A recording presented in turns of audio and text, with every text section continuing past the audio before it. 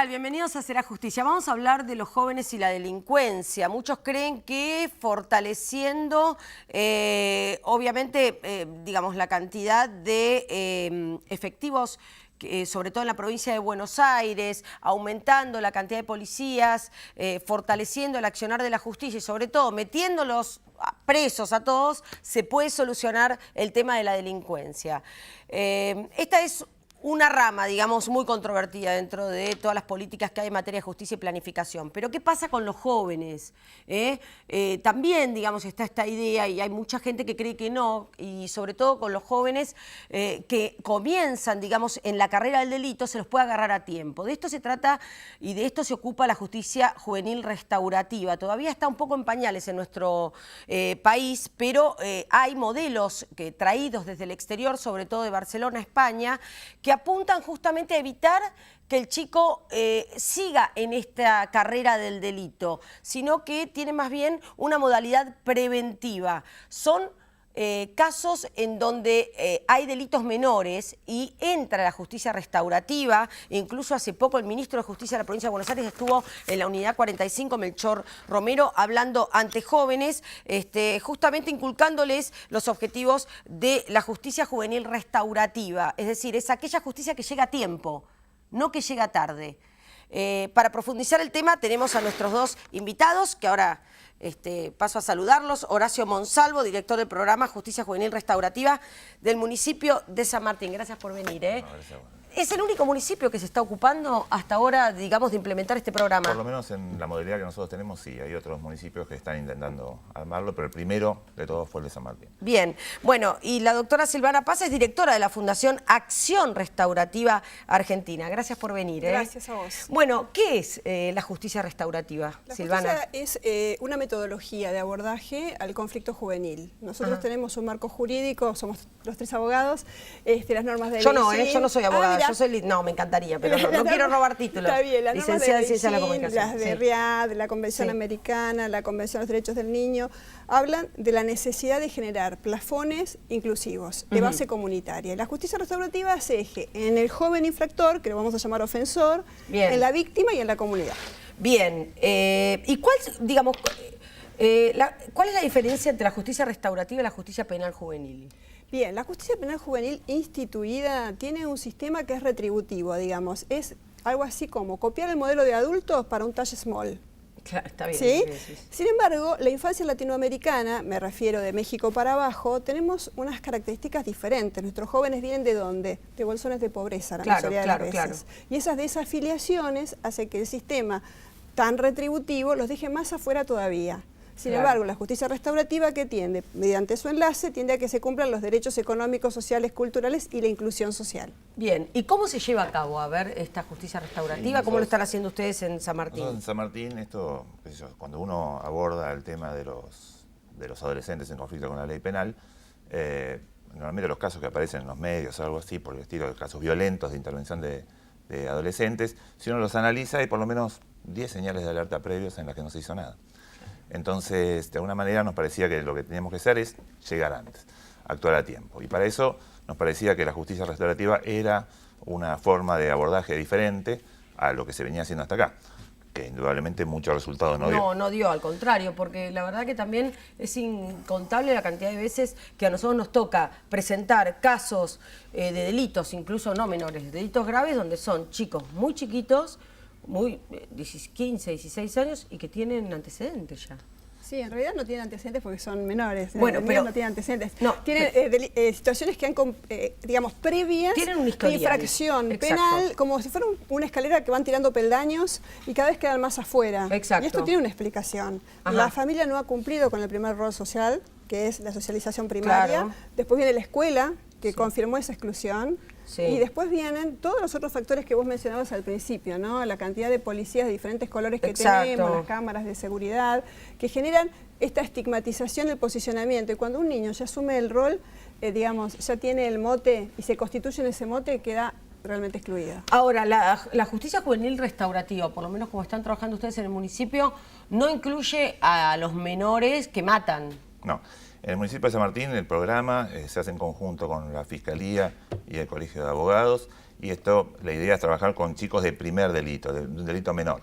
Es evitar, esto es lo que yo decía antes, este chico que hizo algo hoy y no pasó nada, y no pasa nada, no pasa nada. La idea es que cambiar esta dinámica y empezar a trabajar con ellos en forma antes de que cometa un delito grave. ¿Y cómo se hace? ¿De qué manera se trabaja con ellos? Bueno, esto surge a partir de las denuncias que se efectúan por un delito cometido por un Exacto. menor de la Fiscalía, y la Fiscalía general nos deriva el caso, dependiendo de distintas instancias.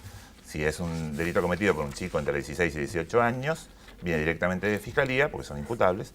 En el caso de que sean más chicos, esto pasa por la Dirección de Protección de Derechos, que analiza el caso, y en el caso que lo podamos trabajar, trabajamos también con chicos por debajo de 16 años, que esto no significa un cambio de imputabilidad, sino que por el contrario es trabajar con ellos, ¿sí?, en situaciones en las que se encuentran de extrema vulnerabilidad, ¿no? Exactamente. Bueno, vamos a repasar con una placa, ¿no?, como un poco la radiografía de cómo se está aplicando en nuestro país, o por lo menos en Provincia de Buenos Aires, el municipio de San Martín. Ahí está, el programa Justicia Juvenil Restaurativa, el programa funciona en este municipio, en San Martín.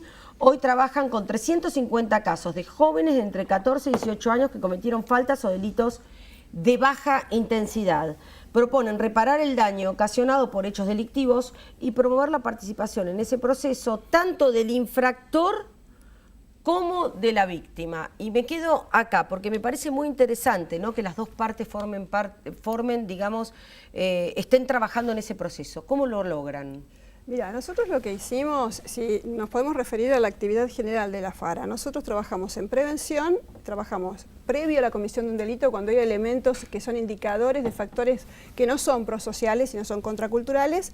Nos afincamos, por ejemplo, en una escuela con esos conflictos. Indicadores que les digamos, Por señales ejemplo, que les indican que los chicos podrían llegar a caer en un delito. O que han empezado los hurtos dentro de la escuela, amenazas entre compañeros por Instagram, ¿sí? Actualmente el grupo que lidera Silvina, mi hermana, están trabajando con estos casos en colegios de La Plata, por ejemplo. Mirá qué bien. ¿Y cuáles son, digamos, los indicios? Los indicadores dependen del caso. Porque suponte vos, tenemos un niño que lo vamos a llamar Carlitos. Carlitos puede tener una familia que sea prosocial o que sea contracultural. ¿Qué quiere decir prosocial y qué es contracultural? Prosocial lo acompaña, lo ayuda, lo sostiene, no niega la situación, ¿sí? Y contracultural sería la familia que no está a la altura de las circunstancias, que niega la situación y no puede contener al menor. O que favorece. Por ejemplo, el consumo de drogas, bueno, pero todos lo hacen, en bajas cantidades no pasa nada, y entonces estamos naturalizando una situación que en realidad es de mucho peligro. Es de mucho riesgo. Bien. Entonces esos factores de riesgo. Una vez cometido el delito puede suceder que el joven sea detenible o no detenible. Si el joven es no detenible, la Fiscalía nos remite el expediente y empezamos a trabajar en el caso con el joven. Nosotros también tenemos un proceso que empieza con la subjetivación. Muchos de estos jóvenes no saben qué hicieron ni saben quiénes son porque están en el mar de... Los discursos de los adultos no somos claros. Muchas veces los adultos decimos está bien y después decimos está mal y después termina siendo un delito. Claro. Entonces, en ese sentido, lo que hacemos primero es aclarar. Luego de eso trabajamos con él qué es lo que hizo y cuál es el nivel de conciencia que tiene de lo que hizo, ¿sí? Muchas veces es, por ejemplo, ensuciar la fachada de una escuela, que es un delito de daño, el joven lo vive como una picardía más potenciada en el Facebook, suponte. Claro. Cuando el joven ya está privado de libertad, nosotros trabajamos con él todos esos derroteros que implica la detención, porque es un acto de alta violencia, la detención, la comisaría, la alcaldía, hasta que llega a la unidad penal, hasta que llega a nosotros, que es en un momento de la pena que ya ha transitado otras instancias. Exacto. Después que trabajamos las actitudes blandas, que tienen que ver con educación, trabajo, deporte, música, empezamos a incorporar a la víctima, porque la víctima merece un lugar seguro y los procesos restaurativos nacen en el año 2000 a través del programa de Naciones Unidas, justamente por los deseos de la víctima de ser compensada por el sistema judicial. Claro. A ver, Horacio, ¿ustedes cómo hacen para poder tratar al chico? Como recién bien nos estaba contando Silvana, pero poner el límite con la familia, porque muchas veces el problema no es el chico, sino la familia, ¿no? En cada caso que hay que analizar cuál es el contexto de cada uno de los chicos. Y en general, como explicaba ella, depende del caso, en algunos tenemos y en otros tenemos que generar referentes positivos. Porque el chico puede ser que su familia no lo tenga o en cercanía no, y el programa lo que hace es ver la manera de generar referentes positivos para que este chico... ¿Tienen algún caso de haber tenido que generar? Sí, en muchos casos. ¿Y cómo, hay muchos casos donde el contexto es... Y por ahí es el profesor de de fútbol, por ahí es un referente por fuera del círculo que puede apoyar este proceso, ¿no es cierto?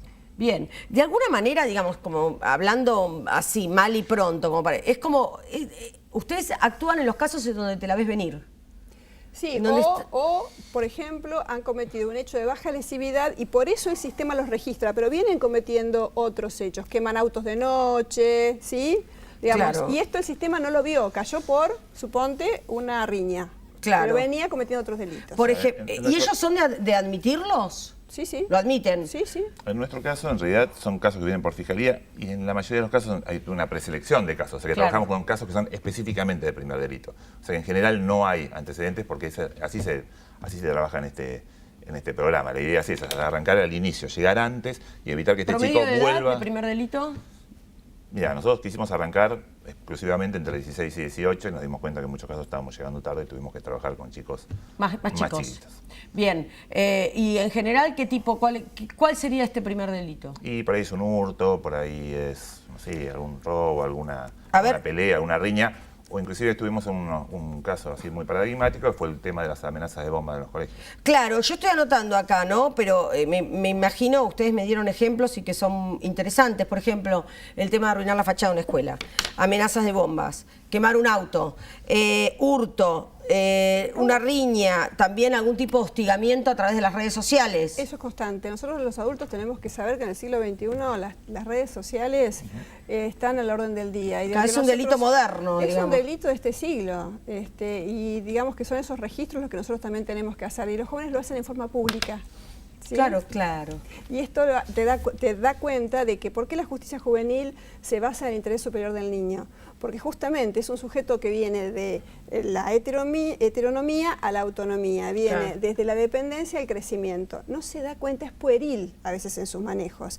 Pretende hacer algo y en la mitad de la ejecución se da cuenta que no puede y lo agarran. Claro. Y esto tiene que ver porque en realidad los chicos no tienen un recorrido delincuencial, por decirlo de alguna manera, preestablecido, sino que llega a la banda o llega al grupo o comete el hecho a partir de que se siente que pertenece a algo, porque la conexión en la adolescencia es sumamente importante. Claro, claro, el sentido de pertenencia, la pertenencia, Totalmente. La conexión, sentirme parte de algo. Exacto. Bueno, ¿cuántos de ustedes también, digamos, de los casos que ustedes tienen, serán también porque los chicos actúan en banda y no individualmente? Sí, en general, o en grupitos, no sé si tan grandes, pero tal vez de a dos, de a tres. En general, si hay un punto en común en todos los casos, es que se trata de adolescentes que no comprenden las consecuencias de sus actos. Por ejemplo, en el caso de amenaza de bomba, ellos llaman, esto no es una cuestión, llaman porque no quieren una prueba o algo por el estilo. Lo que no miden, cuáles son las consecuencias. Claro, de los trabajos así más interesantes es ver cómo que ellos puedan entender cuáles son las consecuencias de sus actos. Por ejemplo, en algún caso, lograr ver lo que pasaba en el jardín maternal del mismo colegio, que tenían que sacar a los chicos. Claro, las complicaciones, el miedo, los chicos, un montón de... y cómo ellos logran entender que lo que están haciendo tiene otras implicancias más allá de lo que ellos pretendían. Sí, me interesa mucho ver de qué manera resolvieron el tema de las amenazas de bomba, y también hay como un caso de un chico que amenazó a una profesora y los medios lo titularon como que recibió la mejor lección de su vida. ¿De qué se trata? Enseguida se lo contamos después de la pausa.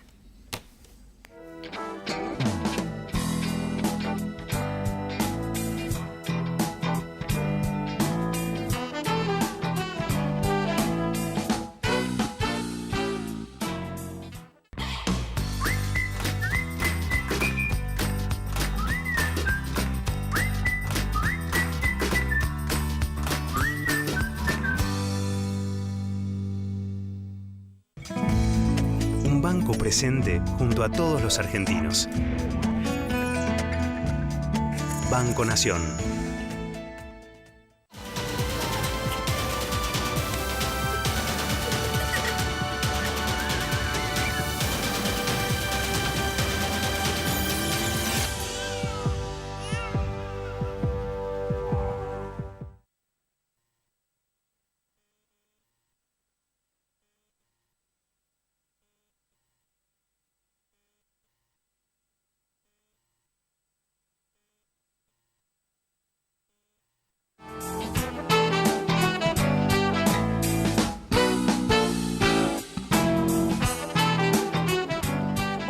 justamente el caso de Ariel, que amenaza a una profesora, fue un caso muy paradigmático que ocurrió en una escuela de La Plata. Lo tuvieron ustedes. Trabajamos nosotros. ¿Cómo fue? ¿Qué tipo de amenaza le hizo a su profesora? Para evitar una prueba, ¿no? En realidad es así. Esta profesora trabajó durante 30 años en la escuela que queda a la vuelta de su casa. Sí. Y un día, cuando va a salir de su domicilio, encuentra un sobre su esposo donde estaba la amenaza puntual con pautas, que le decía, tenés que hacer esto, no tenés que hacer lo otro. Y esas pautas se fueron cumpliendo. Ella solicitó ayuda en la escuela, no la tuvo. Y como consecuencia de eso, deciden hacer una estrategia que es que tomar el examen, pero no tomarlo ella. Y él le decía, probá todos y pone nota más o menos, no lo hagas tan fácil, digamos. Llegó hasta esos detalles. No. La situación es que a poco de andar hay una filmación, la filmación lo observa. Claro, se fijan en cámara de seguridad de la zona, porque claro. Pero estuvo muy interesante, porque yo apelo a la actitud del resto del grupo de compañeros. Ellos lo arengaban, en su momento todo el grupo lo arengaba por el Facebook, por el WhatsApp, y cuando nunca pensaron que iba a llegar a ejecución, y él pensó que lo seguían. Y volvemos al tema de formar parte de. Cuando él comete este hecho, se queda solo. Claro. Solo del WhatsApp, expulsado de la escuela, sin ningún referente y con el allanamiento en su casa. Y en esa situación donde perdió todos los lazos, aparecimos nosotros, por derivación de la fiscal Mercedes Catani, que habló con Silvina y le pidió que nosotros nos hagamos cargo del caso. Nosotros tenemos un comité de crisis, inmediatamente armamos el equipo. El equipo es una trabajadora social, una licenciada en psicología y una abogada, y nos constituimos en el domicilio de Ariel. Parte del grupo habló con la familia y parte del grupo trabajó con él.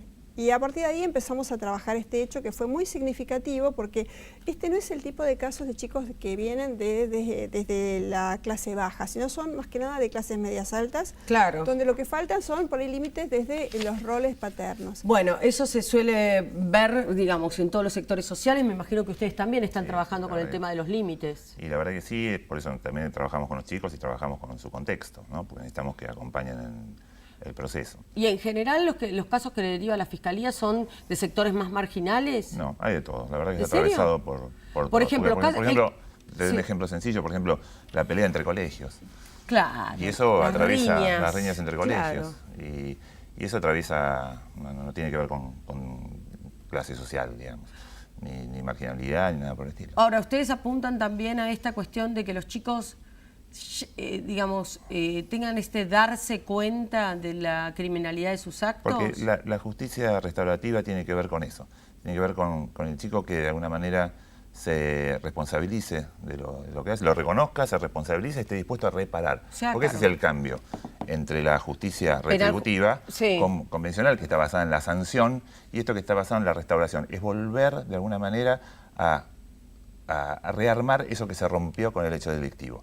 Por eso es la participación de la víctima, porque la víctima participa del proceso restaurativo, trabaja en la medida en la que esto se tiene que reparar y ella también tiene que ser reparada. Claro, ¿sí? Pero por ejemplo, en el caso de riñas en el colegio, ¿sí? Riñas, un colegio, por ejemplo, no sé, un grupito le pega mucho más, hay un grupito que queda como víctima de golpes, por ejemplo, de otro grupito. ¿De qué manera ellos participan? ¿Los chicos más golpeados? No, lo que se trata de buscar en general son acciones en conjunto, por ejemplo, en caso de estos problemas de riñas entre colegios, buscar actividades en conjunto positivas para adelante, de manera tal que se reconozcan, porque esto es un problema de que el trabajo con los chicos y los chicos en colegios tiene que ver con que no se reconocen unos con otros. Hay que generar hechos positivos que lo puedan hacer en conjunto. Tenemos experiencias de trabajos hechos por chicos en conjuntos, por ejemplo, chicos grafiteros, en los que han hecho algún trabajo conjunto de un graffiti o algo así, en conjunto, que tiene que ver con lo que pasó en el hecho, en la pelea entre ellos. ¿Y qué pasa cuando el chico se bloquea y no quiere saber nada con ustedes, por ejemplo? En realidad no nos suele pasar eso, no nos suele pasar, pero lo interesante es que los equipos, que nosotros trabajamos por equipos, los equipos son horizontales, a veces no tiene una escucha adecuada conmigo, no hace empatía conmigo, y bueno, hay una psicóloga que puede tomar la palabra, que ayuda a este proceso de construir, porque son conductas aprendidas. Como bien decíamos al principio, el chico no llega al delito de la nada, llega al delito porque viene haciendo un proceso.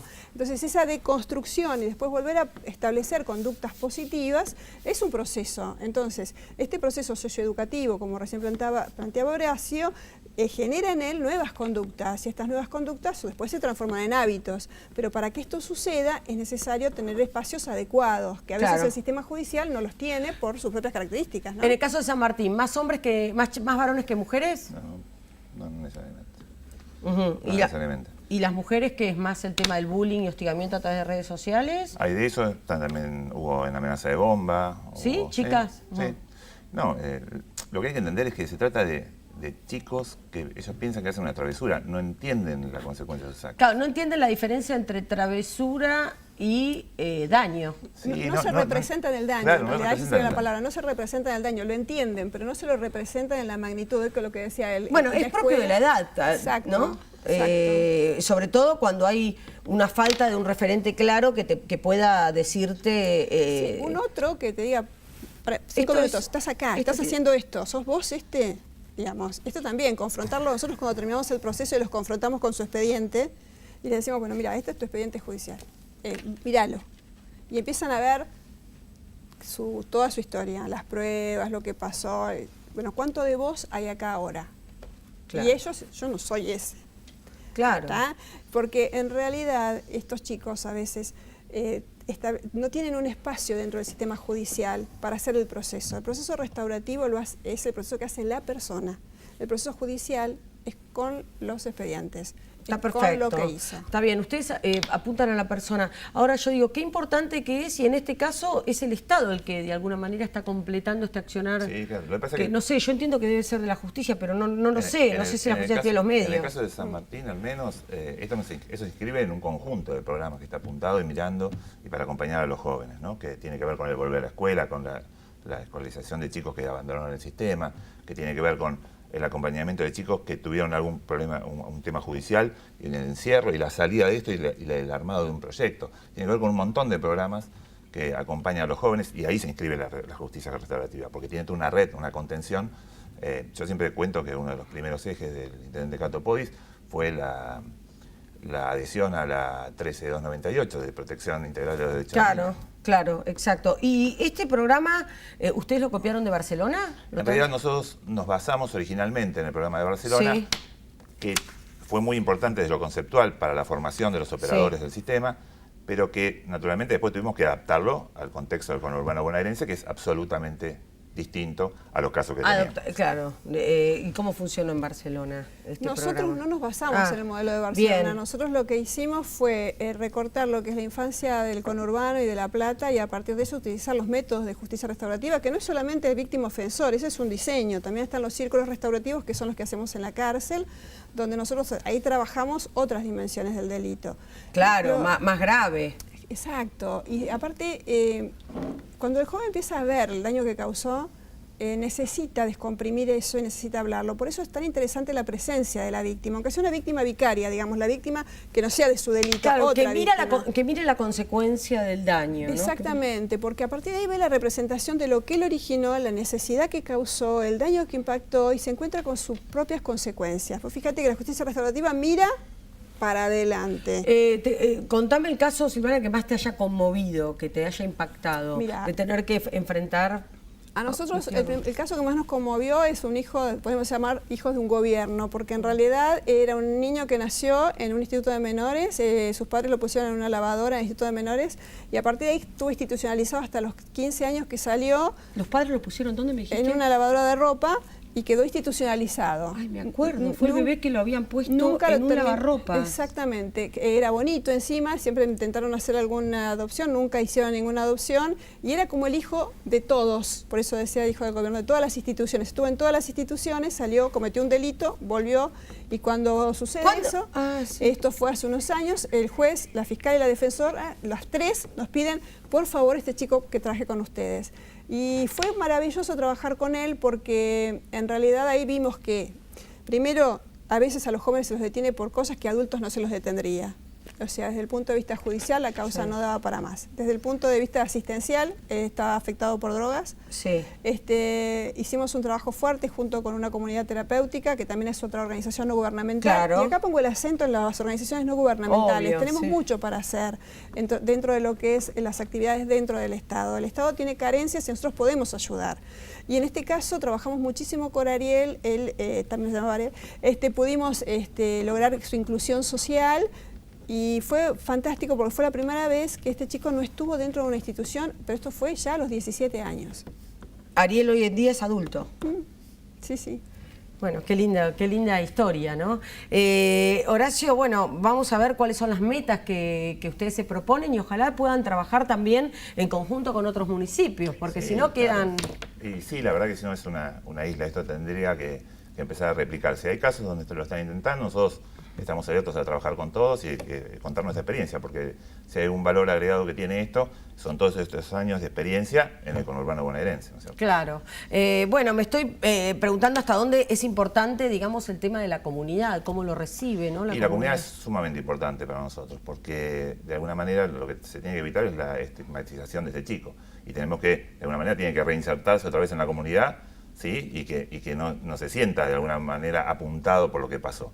Entonces, la comunidad trabaja desde muchos aspectos. Puede ser la escuela, puede ser el barrio, puede ser un montón de lugares que necesitamos nosotros, el club, de alguna manera que este chico pueda volver a reinsertarse sin la estigmatización de lo que pasó, ¿no? Nos están mirando muchos padres ahora, muchos padres que creemos que tenemos a nuestros hijos cuidados, abrigados, alimentados, etcétera. Y pronto los pibes están 800.000 horas en el celular, garantizándonos que no, que ya saben, que ya en el colegio le hablaron todo. Y que de pronto queremos poner el foco en algún indicio que tenemos que prestar atención, no sabemos tampoco cuál. ¿Cuál sería? Sí, no, yo no tengo muchos consejos, pero lo que queda claro es que las estadísticas demuestran, digamos, el dato duro demuestra que un niño, hasta que se hace adulto, necesita de un adulto responsable que esté con él, que lo cuide. Tenemos chicos que están llenos de actividades y no están llenos de controles. Y llenos de tecnología también, llenos de pero no con un tecnología adulto. y absolutamente solos. Horacio. Mira, yo lo que te quería contar es que, como a veces uno, cuando analiza esto, no sabe cómo cuantificar el trabajo que está haciendo. Claro. Y en unas experiencias, por lo menos en otros países, lo que en general muestran es el nivel de reincidencia de estos chicos que pasaron por el programa y cuál es, en cierto porcentaje. Nosotros desde que comenzamos con la prueba piloto en 2014 hasta el día de hoy, no tenemos otra vez, el sistema nos dio una alarma de un chico que haya pasado por el programa. Perfecto. Lo cual no implica que no pueda suceder. No, Lo que pero quiero muy decir bueno, es que, gracias. que como indicador es muy bueno. importante. Gracias a ambos por haber venido. Me encanta hacer estos programas. Obviamente estamos abiertos a sus comentarios. Tenemos Instagram, Será Justicia OK, y si no, nuestra página, tenemos este programa y los comentarios de ustedes, www.serajusticia.net. Chao. No.